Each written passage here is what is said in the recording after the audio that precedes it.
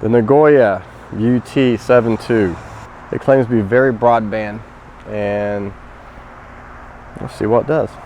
So what do you get with it? You get this whip that has a coil. They call it a super loading coil at the bottom, but it's not a spring. I mean, it is a spring, but it's pretty tight.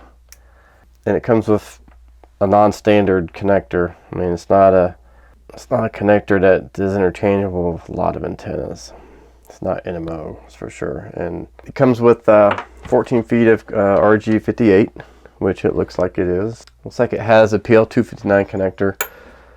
And it comes with a little pigtail that goes from 259 to a female SMA with a little 172, I think, coax. And the female connector is actually what's needed to connect to a lot of the HTs today. They claim it has over 4 dB of gain. Now I don't know what it has 4 dB of gain over. It's definitely not over a quarter wave, because this is a quarter wave VHF, and it doesn't say what it is on the UHF, so it may be 5/8. It's a 3¼ inch magnet. It does have a nice rubber coating on the bottom. It's a lot more durable and thicker than the thin foil that's on a lot of mounts. Like, for example, let me grab one real quick right here. Here's a generic antenna. It's a dual band ham antenna. The coax was donated for another cause. Anyway, this is typical to see on the bottom is you have foil. And this one you have a thicker piece of rubber. Does that harm performance? I don't know. And it says 14 feet of coax, and it seems to have that. Actually, it says RG316, my mistake. 316, not 174. Okay, it says that the frequency range is 136 to 174, 400 to 512, and the optimal range is 140 to 170 and 420 to 470. It claims that it is a quarter wave on VHF and that it's a 5/8 wave on UHF. Okay. And it claims a VSWR of less than 1.5 to 1. And 3.5 dBi, 80 watts power capacity. So let's take it outside and see what we can test and see. Let's see what SWR is. That's a pretty cut and dry statement, so we should be able to figure out what it's got, what it doesn't have. All right, for testing purposes, we're going to have the antenna in the center of a crew cab Super Duty roof, pretty big, pretty large.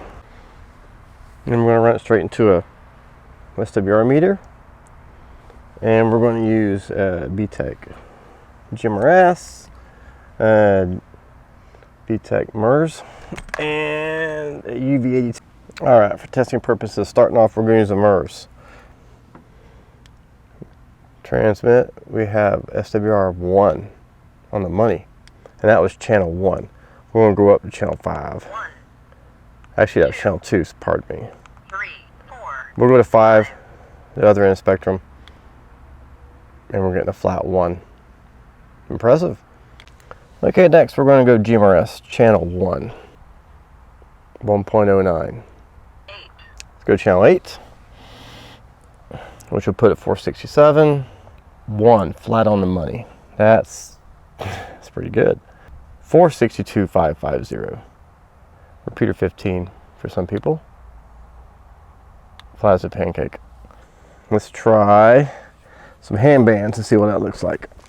For simplicity's sake, I'm just going to do call signs and edit those out because I want to make this as short as possible. Cut the fat. Okay, I'm going to start off with 145. Testing 1, 2, 1, 2. All right, now I'm going to try 147, 800.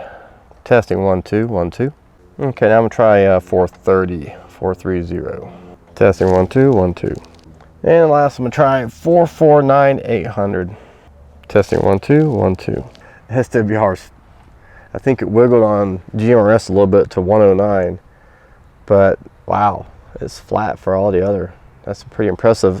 As far as SWR goes, that's insane. So I can see why they recommend it, because it covers basically 4 bands that I tried it on.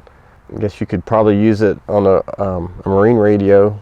You may have issues finding metal on a lot of boats to put a mag mount antenna on, but for amateur MERS, GMRS, that's pretty flat. I mean, it's safe.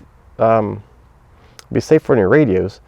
Now, SWR doesn't tell you how well it radiates, other than that it's putting the power sent to it out. It doesn't really define which direction it's going out.